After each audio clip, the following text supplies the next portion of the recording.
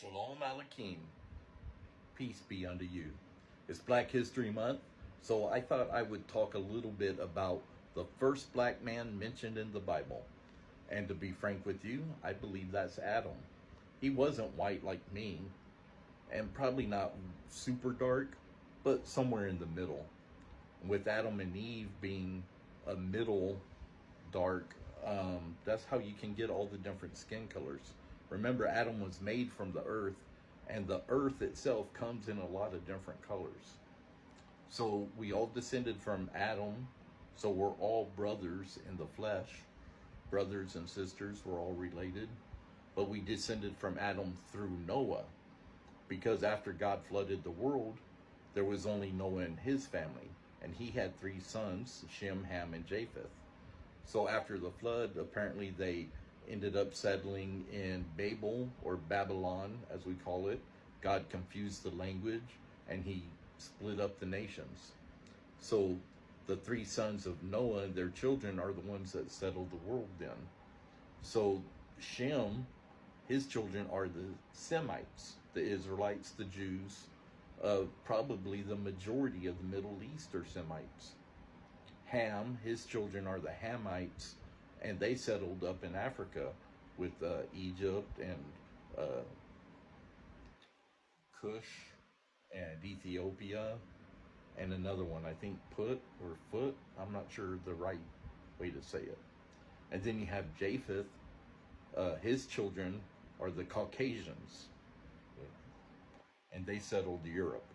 It's my understanding that one of his grandsons or great-grandsons was named Caucasus, and he settled the area of the Caucasus Mountains, which I think is considered like the border between Europe and Asia. So we get the name Caucasian from that. So instead of being a Japhethite, we're Caucasian, which I thought that's a little odd. But with from Adam to Noah are 10 names. And when you translate them, you get a neat message. For instance, my name is Frank, and it means free.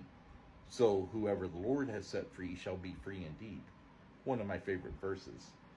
So when you look at the 10 names from Adam to Noah, let me tell you what those are. You've got Adam, Seth, Enosh, Kenan, Mahalalel, Jared, Enoch, Methuselah, Lamech, and Noah. So Adam, of course, we know is the first man. Seth replaced his brother Abel because Cain killed him. Mahalalel, you hear the L on the end of it. That's like Elohim. You hear that in some Hebrew names like Samuel, Samuel, Nathaniel, Nathaniel. Enoch, there's some books of Enoch.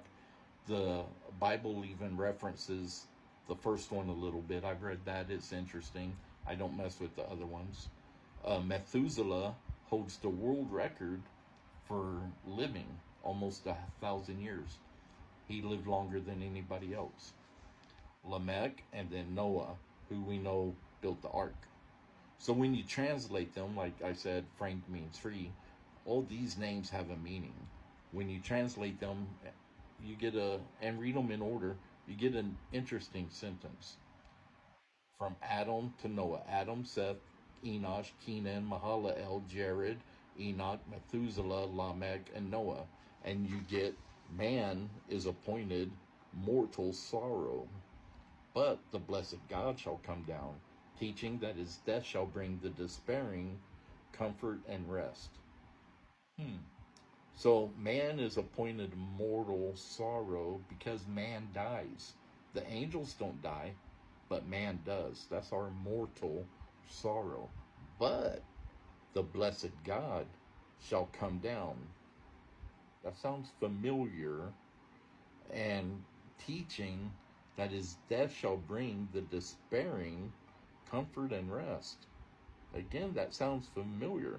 So we're all descendants of Adam through Noah. And by grace, you're saved through faith in the finished work of Jesus on his death, burial, and resurrection. Sounds very similar to what you get from these 10 names. Man is appointed mortal sorrow, but the blessed God shall come down, teaching. His death shall bring the despairing comfort and rest. Pretty interesting, and I like it. You can Google it, look it up if you want, and that'll be it. Go on. God bless.